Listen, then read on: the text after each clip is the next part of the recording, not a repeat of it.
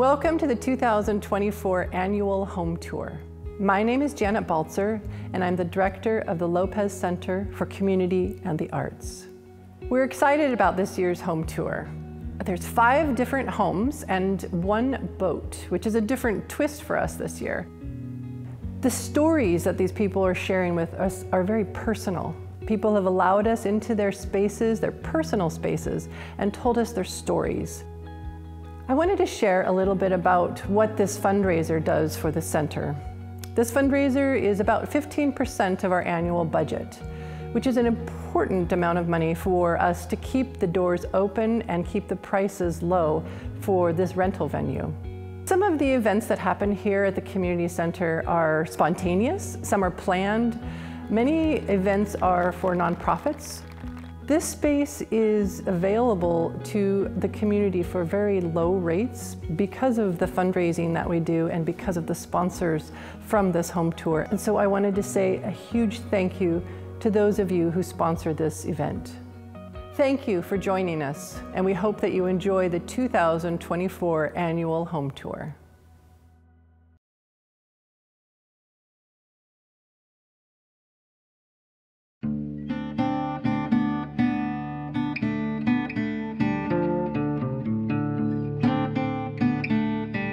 I feel like for our children to be raised in such a quiet environment with all this forest around us, I feel like it just feeds our family chi.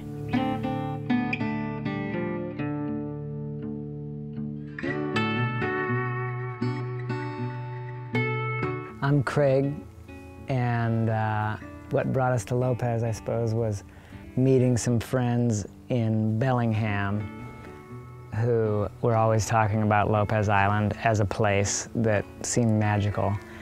And we were, at the time, converting a school bus to go wherever was next. And when we were done with that, we got to a place where we're like, well, where should we go next? And we thought we would come and check out Lopez Island. So we rolled on to Lopez Island and just kind of got sucked in from there. Yeah. I'm Amy, and I want to just mention Jules Graves because she was my roommate at the time, and she lived on Lopez for a lot of years, and she said, "There's lots of people that live in school buses out there. You guys should check it out." And she gave us a little stool. It was a little milking stool. Yeah, a 3-legged stool. And she said, "This was built by a Lopesian who has since passed." So then we got out here, landed it at Audlin Park with our bus, and then I taught at the preschool with Leslie McDonald, and Elsa and Emmett were in the preschool at the time, and Lisa Geddes, their mother, ended up inviting us to her property to park our bus while we were looking for land. And so we lived there for 7 years. 7 years. But then we'd been there for a year or so, and Lisa came out to the bus to hang out with us, and she saw the bench and said, "Oh my God, Hugh made that." Yeah. And so it was a moment for sure. So Yeah. I kind of think the stool got us here. And he built that stool to milk his cow. Yeah. And it fit perfectly in this spot in the school bus. And it's still in the school bus. So while we were living at Lisa Geddes's, looking for property, Kreg was really itching to build something. He built a little building that we now refer to as the Temple. And now it's my massage office.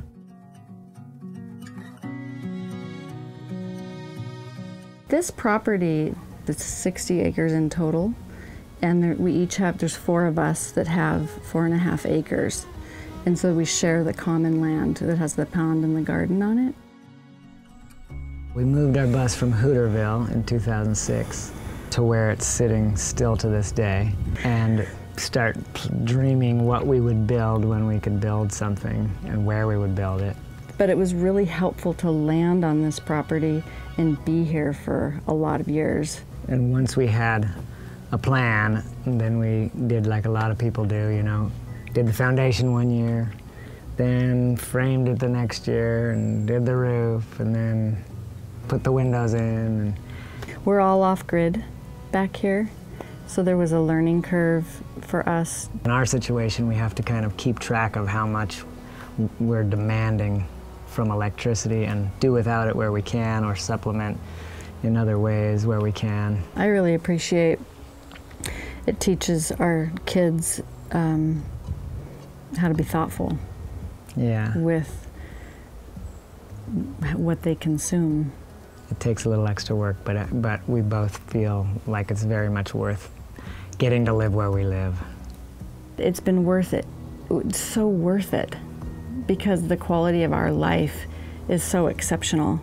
And we sit kind of up on this high spot that lets us get the most solar gain for where we are. I remember there was a storybook that I used to love getting read about this little boy who kept finding things outside and bringing them inside and bringing them inside until all of a sudden the inside of his house was outside. Oh, yeah.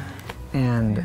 I just always loved that concept. And so to some degree, I liked to incorporate that thinking into what we were doing with the house. We all build houses out of trees, but sometimes you lose sight of it because they're buried in the walls. It's nice sometimes to bring pieces of trees home. So we did that in a couple places, and that's probably my favorite part. One of my favorite parts about our house is getting to do that. And that is probably one of my favorite parts of the house is how we put a center post, a cedar that Kreg peeled.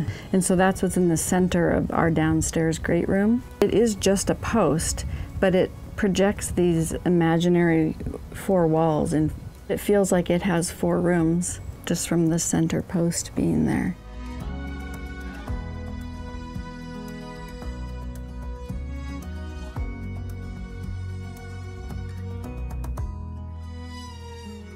We had been hearing about masonry wood stoves and liked the idea of how they sounded like they performed. So we put a masonry wood stove in the house, and it performs really well for us. My brother was visiting us, and we were standing outside, and he said, "What is that sound?" And we all kind of, got quiet, and Kreg and I, I don't know, can't hear it. And he said, "No, there's a sound." And so we all tried to listen, and he said, "Oh my God, I think it's the sound of silence." It's so quiet back here. We feel really lucky to be backed up against the hill and have, access to all the trails on the hill. I love that about Lopez Hill, where I feel like it's one of the only places on Lopez that you could actually get lost. Exactly. We've had lots of people show up here, on bike or on foot, like, where am I? Yeah, I entered over there or whatever, Yeah, But yeah. We can usually get them back to where their car is. Yeah. Our whole family, I would say we all absolutely love animals. So we have lots of animals. We have little mini horses, and our daughters do little mini birthday parties for small people, ages 3 to 5. They come here and they do saddle rides and cart rides. Penny pulls a cart and does like saddle rides for little kids, and Pixie's the unicorn. So she has all the costumes and everything. They're just really sweet horses, and they love living here, and we love having them. So the girls have regular chores, and they have to get them exercise and take care of their bodies. We learned from living in that school bus that small, intimate spaces were important to us for the intimacy of our family. Our house feels just small enough and just big enough. Yeah. Really. And that's convenient for living off the grid.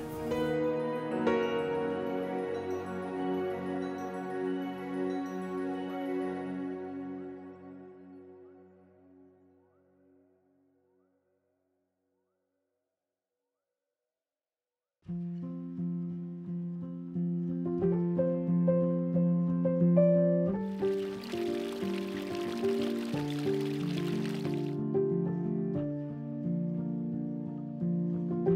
you have to live with the land a little bit, even before you build the house.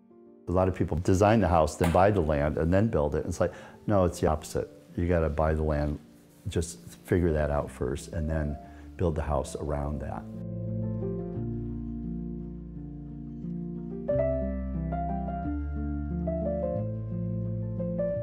Hi, I'm Randall Dixon. Ron, my husband that died recently, it was his 60th birthday, and he wanted to go on a boat ride through the San Juan Islands. We get off the ferry, now it's 1997, get off the ferry, and we both looked at each other and went, whoa, we're home. Didn't know anything about the island, other than friends said it's a really nice place. When we decided to move to Lopez, he wanted to design our house. So he designed our first house, and then we lived there for 7 years, then sold that, and then we built another one. And then we sold that, and then we built this one. And this property, when we looked at it, we had to take a 8-foot ladder on top of our truck to see the water because it was so wooded. You couldn't see the water at all. And Ron had this amazing eye that he could just see through all that stuff. He just had this vision that nobody else can, you know, unless you're trained in that. I mean, also, you know, there's so many architects that build houses here on Lopez or design houses have never been on Lopez. And so his whole thing was, we gotta buy the property and then play with it for a good year. And he built models of what the house would be, how you're gonna turn it, where the sun is on September versus July, you know, and all the different things. And so that's how much detail he would go into. When we first got the foundation done, Ron was diagnosed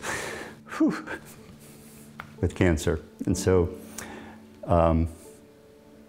we went to, Ron was the general contractor, and we went to the builders and said, you know, we have to get this house done. And Coonrod Williamson was the builder, and he got with his team and said, we're gonna do this. And they did. And they worked really hard, and a lot of people. So we moved in a year. It was his favorite house. The thing he really loved about this house, compared to our other houses, was the gardens are part of the living areas. And so when you sit in every room, you can see the gardens, you know, and that just gave that wonderful connection. Even when it's cold and rainy, you're still seeing the gardens. I love cooking, so I love the kitchen. And I always say Ron designed the house, but it's, you know, my 2 cents are in there as well. So for example, I wanted this type of stovetop, I wanted this type of oven, I want this type, and they're not all the same brand. It's like, I like these and they're functional for me, and this is what I want. But one of the most coziest room, I should say, is the library. You know, Ron had a great eye for color and size and dimension, and there's a gas fireplace in there, so in the morning is a wonderful place to sit and read and meditate and just be. And the cats love it as well. So it's an amazing room. Our bedroom also is really, really spectacular.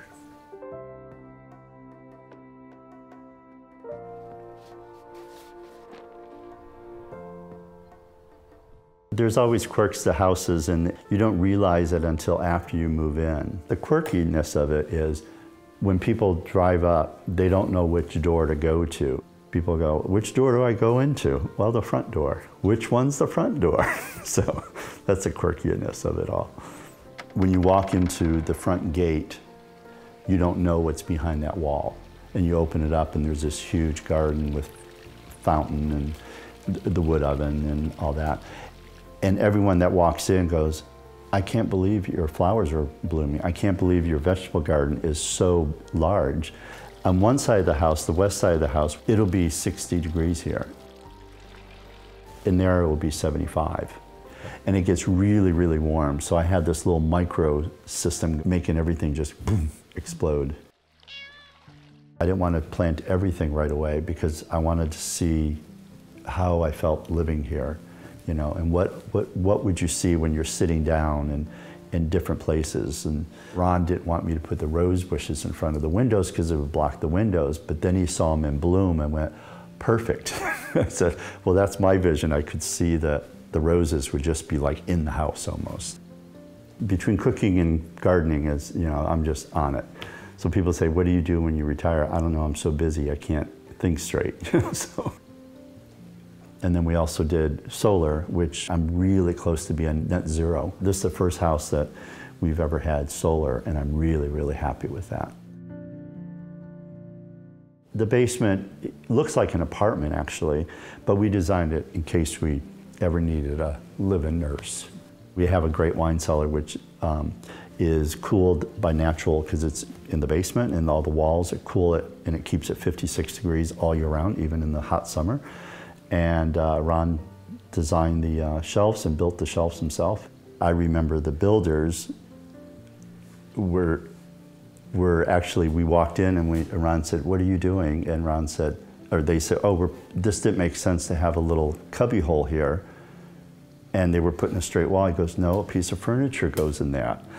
And then they would say, oh, well, this doesn't make sure. He goes, no, a piece of art goes here. You know, so design, even our drawers, every pot and pan was measured, all of our stacks of dishes were measured, and Ron designed the cabinets, but we had a local cabinet maker actually do them, and he said it was so easy because you knew exactly what you wanted, you know. So a lot of our art was placed before the house was put together because we had we had measured each wall and say, okay, that painting will go right there because that will fit the exact size, and then some wonderful things, like there's a painting there which a friend of ours did, we bought when we moved in, but the wall was a gift from Coonrod, and he took our slate from outside, which is a Vermont slate, and made it look like brick, and then put that up, the whole wall up there. Ron was on the board at the community center when he and other people on the board came up with the whole home tour idea. And I think the community center is a great place, so, you know, we got to support all we can.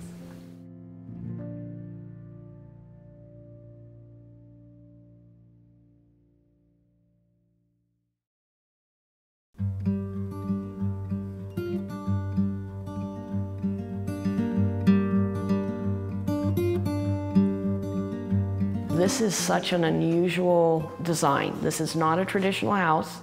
It's 100% custom, and it's quirky. I'm Debra M, and I came to Lopez because it resembled my hometown, and I am a transplant, newcomer, but I love it here. I'm sort of semi-retired, recently helping out a friend at the market, but I'm also involved with Lopez Island Animal Protection Society, and you might see some cats running around in the background. I believe it was in 2000 that we bought this property. Oh, that's a funny story. I was working, I was carpooling, and my carpool buddy turned to me and said, do you feel like going to work today? And I said, no. So we drove northward and had to decide what to do, and so we decided to hop on a ferry, which was the San Juan ferries. And then the next question is, what now? So we decided to get off on an island that none of us had seen, which was Lopez. And now we're at Lopez. Again, what are we gonna do for the day? We knew nothing about Lopez, so we drove every mile of paved road. This was in 1999 or 2000. I'm kind of foggy on the day. And there was 113 miles of paved road. We didn't go any gravel, any private roads. And then we left. And then I decided that this is where I wanted to retire. So I came back the next weekend and started looking for a place. And then I ended up buying this property without telling my husband. It was very random. I just stumbled on it, and here we are. The people, the farms, the things around here were very much what I was comfortable with. And I'm sorry, Peppy is trying to share his toys with the other cats. I've been in cat rescue a long time in various aspects, working with animal shelters as well as wildlife. So I've handled a lot of cats. I continue to support Lopez Island Protection Society. I trap their ferals, I bottle feed. So we moved here with 9 cats. So the house is designed around low maintenance for cats, so it's very easy to clean. And that was one requirement of this house. It had to be very clean with the cats. So, sorry, I gotta get the kitten. He's chewing on a wire, pardon me. So the house was designed with cats in mind, and on the back is a catio on the east side. There's a lot of predators out here. It has a grassy area that we can close off in the winter, a main section, and then there's a smaller one for quarantine or sick cats. My husband's a very private person. He goes by the artist name Ziza, Z-I-S-A. 90% of what's on the walls are his. He paints in the garage, which I'd like to get back, and we're in the process of building a studio right now. We started out with things we absolutely had to have, and things we would be nice to have, and then things we absolutely didn't want to see in the house. And then the architect, Joe Green, threw out a concept.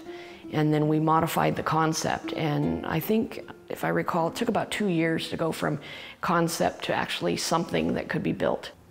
When they were doing the foundation and digging, in the center ended up with a very large boulder. And the option, of course, is to build around it or blast it out. So rather than blast it out, the house actually has 2 levels. We wanted a single level, but by saving the boulder, we've got 3 steps and some very interesting concrete work that I'm very pleased with. The house itself is just quirky in the way it's laid out in the 3 bubbles. Chris Fennell built the house with CF Construction, and he was very good at interpreting between the architectural plans and what we wanted, and occasionally did some tweaks that actually made it better. The guest and the master bedrooms offset, and then we have what I call the main activity area, our living area. So that's what I said. There's 3 bubbles off the breezeway, because you'll notice the master bedroom is not connected to the rest of the house, and that gives it a little sound protection if I get into a baking spree and bake all night long. So while there's a lot of activity in what I consider the main part of the house, the kitchen, living, dining room, the bedroom is offset, and it's just basically a master bedroom with a large walk-in closet. And then it has the soaker tub. And you can sit in the soaker tub and look out over the forest and the mossy rocks, which is really nice. And it's just a peaceful space. And then the reason for the completely glass walls was to make the space look bigger while not devoting a huge amount of space to a room that I only sleep in. So it's actually smaller than the standard bedroom, but all the glass walls make it appear bigger. And you'll notice there's floor-to-ceiling windows in the bedroom, so that if you just want to sit there with your coffee in the morning, you can watch the sunrise. And the boulders make it very private. We tried to work with the terrain. It's a slight hill. I think there's about 270 feet from the very lowest point to the highest point on the ridge. A lot of boulders. I have a lot of favorite areas. If I could, I would cook from the moment I got up till I went to bed. So obviously I have a big open kitchen, and there's some things in there that are custom just because of that. My mother was a chef in Paris, because that's how she had to survive in the early days. And she didn't want us to cook, so I never learned to cook at home, even though my mother was a fantastic cook. So I really didn't start cooking till I was 19. I just started from recipe books. If you can kill it, I'll dress it and cook it, is what I say. And the kitchen is set up as a place to bake. There's a special custom pull-out cutting board. All the appliances are behind garages, which there's quite a few of them. It keeps the clutter down, keeps them clean with all the cat hair too. Yeah, that's important. What I do, I make things, and then I put a piece in the mailbox for Devin, and then I take things and give them to people, and because we can't eat them all. I love the radiant heat floor. I've wanted that since I was 8 years old. So that's part of this house. It's ground source heating. I like plants. Almost everyone has a story. They either are been collected through someplace I've been or somebody has given them to me. Both my husband and I are avid book readers. We try to limit our collection and try to keep it under 3,000, but it's not doing very well. So some of it comes from our college days and actual text, and some is just reading material. You'll see a lot of art books in there as well. The house sits almost compass points, not quite, but when the sun rises in the east behind the house, it illuminates the valley, and some of the neighbors' roofs will glow and shoot off beams. That's pretty cool. At night, the sunsets are spectacular up here.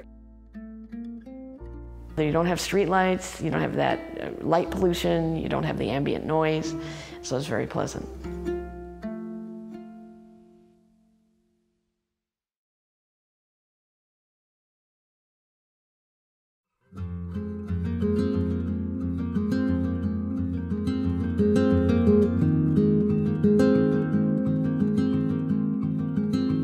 The complexity of a boat over a house is just like at least twice as complicated, I don't know, 3 times as complicated as a house.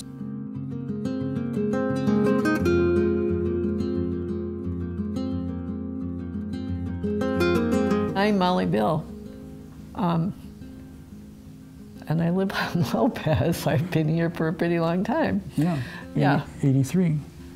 Since 83. Since 83. Not 83 yet. I'm Stephen Brower, and came here with Molly Bill, and have lived here for, what is that, 40-something years. In 1964, my parents got property on Lopez. I grew up in Seattle. The journey to Lopez really started for me in the early 70s. When we met, Molly and I met at a little boat building school called the Apprentice Shop in Bath, Maine. It was empowering for Molly and energizing for me, and I worked in various boatyards, learning different kinds of skills, and a bunch of different places. And Maine was wonderful that way. There was boatyards everywhere, and you could get a job. You just walk in the door, and if you had some skills, you could get a job. The winters got a little too much. Yeah. So we decided we'd go to Lopez Island for a year, just 1 year, spend time with family. So here we were, and then we never left. I built a shop in '86, and mostly that was to build a 40-foot sailboat in here for Molly's father, a boat called Loon. This shop has been transformed a bunch of different times. Of course, when a boat dominates your space, well, you have to learn to work around that. I have built houses, worked on houses, and I got bored with that. And so the boat building thing really is much more of a challenge and much more interesting with shape and process. And I think for me, inventing process to get something done, given the limited tools that you have or your experience, is the thing that makes me excited. I could speak a little bit to how boats and houses are different in construction, but I mean, the main thing is you've got the curves there. You can see in the background. The house is vertical. Straight lines. Huge difference. Yeah, and anything that fits into a boat has to mirror those images, those curves, those lines on the inside. The boat has all the stuff that a house has. You have to have a place to sleep. You have to have a place to cook your food. You have a place to go to the bathroom. You have to have water. You have to have heat, electricity, lights, all that stuff. A boat has those things, but it has to float and it has to move. And in this case, this boat moves by power or sail. This boat that I've been building is a Lyle Hess 32. It's 32 on deck, but it has a boomkin and a bowsprit, so you need a 40-foot parking space for this boat.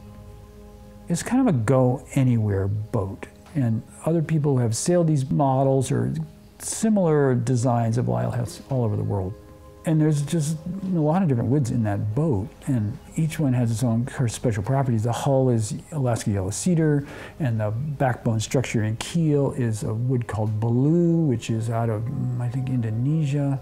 Very hard, very dense. It's got some white oak, it's got some plywood, it's got hunter's mahogany, it's got teak. The mast is Sitka spruce. The bronze work on the mast, I did all that, and it was a new experience for me. I hadn't really worked with bronze very much and shaped bronze like that, but it's a pretty simple material to work with. So the interior of this boat, minimal on the systems, although we did build in a refrigerator, and it's going to have a propane stove mounted in there and a galley sink and storage, and then it has 2 settees in the main cabin. And those settees you can sleep in. They're long enough to sleep there. So you can sleep in the main, 2 people can sleep in the main cabin. And then there's a enclosed head, which is remarkable for this boat. The original design did not have that. And then ahead of that is a V-berth. So it's another sleeps 2, and that's gonna be a nice space.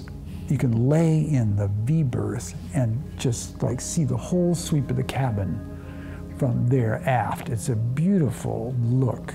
I just love it. And then ahead of that, chain locker. So there you go, that's the interior. The engine. Well, yeah, underneath aft of the cabin is the engine space. I wouldn't dare call it engine room. It is not a room. I think the cockpit is where the action is. And I love the interior of this boat. It's really nice and comfy. But I think the action in sailing a boat is in the cockpit. I love the nighttime being in the cabin and kind of the warmth of the cabin. Yeah, it's a romantic image, isn't it? It's an amazing way to travel, I think. Who knows, maybe it'd go around the world or something like that. I mean, what a fascinating way to travel around the world instead of jet planes. It's like arrive in a port. Pretty special. This project really did stretch on for quite a long time, so there is that feeling, at least I have that feeling some days, it's like, ooh, I would really like to be done. I think our first stop, our first anchorage is Spencer's Spit. I mean, who wouldn't want us to anchor there and go ashore there? It's a beautiful beach. Spencer's Spit, you know? Yeah, Spencer's Spit's good.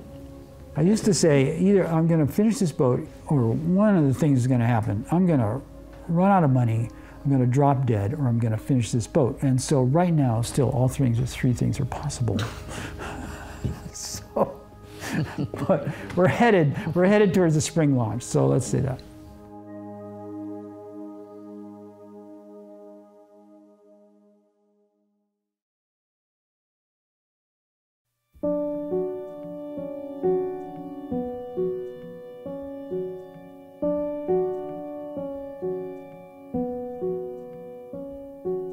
I feel incredibly lucky to be on Lopez, to be in this house, in this setting. I never imagined being so lucky as to own and live in a place like this, really. My name is Thomas Vigne, and my wife's name is Johanna van Hey. She's from Belgium. I lived for 33 years in Belgium. I went there in 1989 for 1 year, so it became a long year. I grew up in Kirkland, Washington, and came to the San Juans as a little boy and sort of came to Campton Moran Park and fished and this and that, and came to regard these islands as sort of jewels in the sea. And Johanna would be here, and I'm very sorry she's not, but she's home now in Belgium visiting with her children and the rest of her family. Got the idea when I was on the ferry coming across to Orcas about perhaps buying a house here in the islands. And that's basically how the idea of coming to the San Juans was hatched.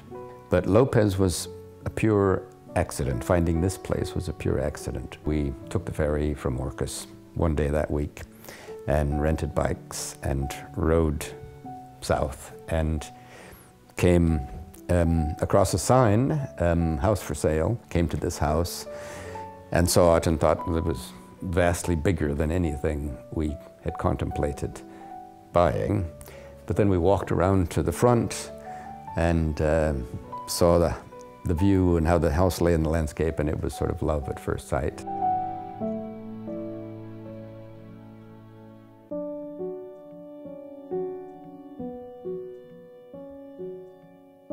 My wife Johanna is brilliant at decorating, so she's responsible for putting everything in its place. All the wood, and it's clear cedar. From what I understand, it probably would be impossible to build it again. Even if one could afford it, one couldn't actually find this much clear cedar, is what I've been told. And so all the wood was here, and that was one of the things that attracted me especially to the place, because I wanted to come home. You know, after growing up in the Northwest and living 33 years in Europe, which was wonderful, but I wanted to come home, and all of it, including the wood in particular, made me feel it was Northwest. The floor had purple carpets, which were original from 1978 when the house was built. Those are obviously gone, and now we have I believe it's a walnut floor. And the fireplace is built from rock that's from when the lot was excavated for building. So it's rock from the place where the house is built. And that I rather like. All the casework there is original. A lot of it is just the way it was built in 1976, 77. In the corner there is painting by Peggy Hopper, a Hawaiian artist who's gone now, quite well known in Hawaii. And I lived in Hawaii. I'm still a member of the Bar of Hawaii, believe it or not, and feel quite close to Hawaii. So that's my Hawaiian connection. Some of the other work, the painting that's behind you, and then the big one over here, and a couple others in other rooms are Indigenous Australian, so Aborigine, because I was doing a fair amount of work in Australia and fell in love with that style of painting. One thing I love a lot is that chest, which was brought over from Norway in the, I believe, 80s by some of my ancestors. And then we have what I call the tigre, the tiger, which is a dance mask from Mexico. Then there's the Native American painting, which I like. And my Tonka trucks from when I was a little boy. My father hated hats, never saw him wear a hat, but my grandfather on my father's side loved hats, and he didn't have any hair. And so I got from him sort of an affinity for hats, and I just fell in love with hats myself. So I have a bunch of hats from Ecuador, so what are called Panama hats, but are actually Ecuador hats, and hats from various places in the world. And I do wear them, but it's Johanna who's displayed them in the way they're displayed. And I have my Roy Rogers hat from when I was a little boy, and so I'm a little bit too sentimental about things like that, Johanna says. My favorite places in the house, and the ones in which we spend the most time, are right here in the living room and in the kitchen.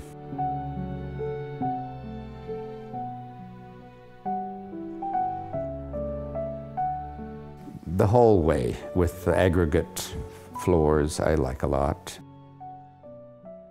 And the stairwell downstairs is quite beautifully done, I think. There's very long pieces of clear cedar in that stairwell going downstairs. It's extraordinarily well built. I mean, it's as solid as a rock, the whole house, and everything works. It's just so solid, and everything fits together so beautifully. It's just really brilliantly done. We have a beach, and so we spent some time on the beach. And then the deck, probably the place we spend the most time, at least during this kind of weather, is on the deck. It's a wonderful place right on the bay, and the views are stunning.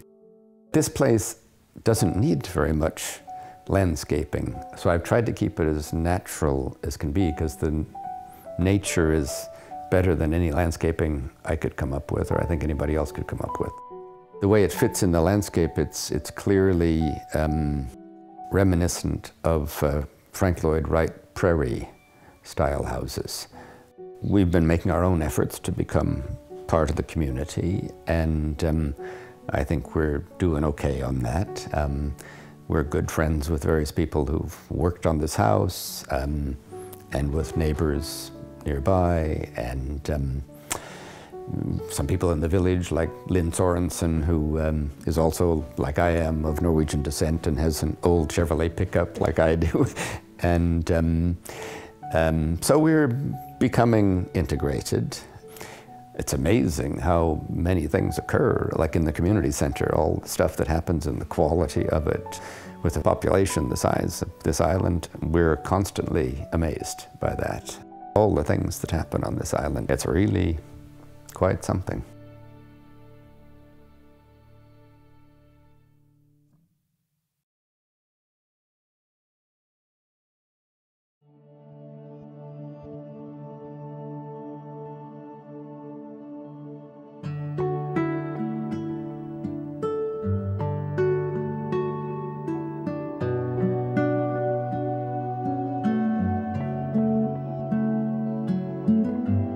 This is where we come to be our most authentic selves and share our life together. It's our Northwest bird's nest. My name is Tom Froning. And I'm Stephanie Froning. I had never been up here, and we came and visited your sister, and I just fell in love with it. Yeah, riding the ferry over here was like a wonderland, and so we kept coming back.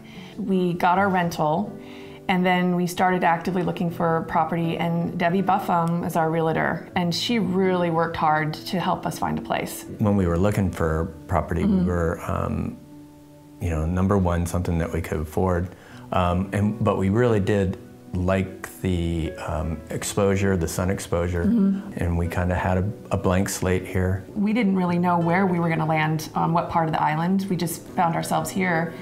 And we are so lucky. Yeah, we really feel fortunate, especially the view down the valley. On an open, clear day, you can see the Olympic Peninsula, the mountains. We really got lucky in landing this place. Then right away, you started construction. Yep. On the house. And then I got pregnant at the same time. Yeah. So we both had our babies to raise. Yeah, I was building a baby, you were building the house, so. This house, it's a straw bale house, and I was very interested in straw bale construction. It was a very inexpensive way to build, very labor intensive, but the material itself was cheap. Straw is a byproduct of wheat, so it's not a hay bale house. And most of the fields here on Lopez grow hay. So you don't want to actually, because hay is food, you don't want to build your house of food. But straw is a waste product. We actually built the roof first. So the structure of the house is a timber frame hybrid. So the walls don't give any structure to the house. The walls are purely infill. And there's 2 inches of earth and plaster on there, which came just from our backyard. Tom and my dad went and picked up cow patties wherever they could to make it's part of the slip. Or am I saying that? It's the slip. Part of the recipe. Well, part of the recipe is manure. It's just like the little swallow's nest. We had a big party. We had 35 family and friends come. We called it the Pig and Plaster Party. Tom's parents roasted a huge pig, and it was over 3 days. We had lots of beer and many hands. But the plastering is the most labor-intensive part of straw bale building, but it's also the funnest because anybody can do it. Yeah, so when you look at, like, we have family that still come and claim their wall. Like, I did that wall. And because the more that you work it in, you get more, the walls become more fluid, and you know, it's not a straight line, and you really want to do that. So it was really fun for people to play in it. At the end of the party, the plaster was up, and I was like, oh, Tom, you know, you really got to do something sculpturally with this because it really does lend to that. So you just jumped up on some scaffolding and just made this beautiful sun that you'll see when you walk into our house. We have a big overhang over the house, so that helps keep the walls dry. You know, when you get a good rain coming down, we can sit out on the porch and enjoy it. Yeah, covered outdoor space is really important.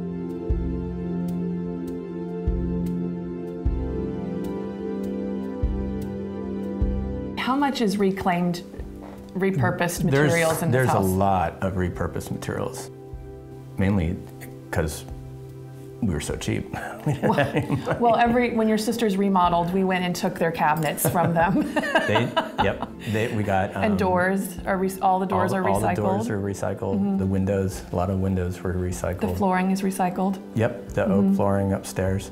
The patio outside is just concrete slab that we got from the pit. The brick patio on the south side is all just collected. Right. Most of the furniture actually is made from leftovers from construction. Each room, to me, is so well lived in and loved by us that I really can't say I have a favorite one. I'd say that my favorite room is our middle room upstairs. Oh, yeah. Just because it has the best view out. And I love staring out there all different times of the year, seeing how it changes the whole valley. We put in a pond, so that's new for us this year. We have a pond installed in the field, and that's been so much fun, swimming in it. Having had this time span here, I can see, how it's changed from raising a child to now he's off in college, and now we're aging in place here together. I think our house is really unique. Has an artistic flow to it, and it has this really organic flow. It's efficient too, the way that Tom's built it, so there's a lot of thought to it. It's at a very organic flow, but there's some really good intact systems, with our radiant floor heating, our solar panels. And the house really does work very well, in the sense of it's always really comfortable in here. It really maintains its temperature very well. I think of the house as living. The other day I found a little tree frog at our kitchen sink, and I was like, wow, this must be a pretty healthy home. Tom and I would never claim to be master gardeners. We just like to get dirty and we're consistent. So throughout the year we can harvest something from our backyard. And we've had some successes and we've had some failures, but we don't give up. And that's really the most exciting thing, is perseverance. But our garden is really, really important to us. And we don't have a green thumb, but we just stick with it. Yeah. A lot of things practice. Grow. When we first pulled into this spot, I was like, oh no, there aren't any trees. And someone said, oh, in 20 years you'll have them. And I was like, well, that's a long time to wait. And now I'm like, I'm here 20 years later. It's true, they will grow. They will grow.